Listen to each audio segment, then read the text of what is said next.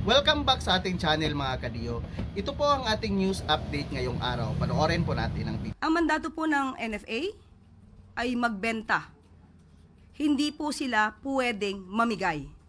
Bawal po yan sa batas.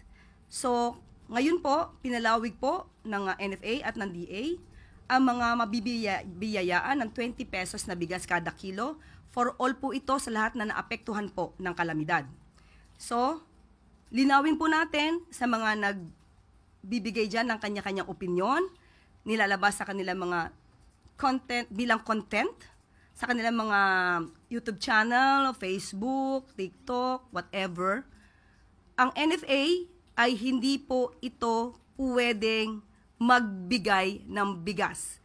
Ang mandato po nila ay magbenta ng murang bigas. Ulitin natin, NFA, hindi po sila allowed magpamigay ng bigas, kundi magbenta ng murang bigas.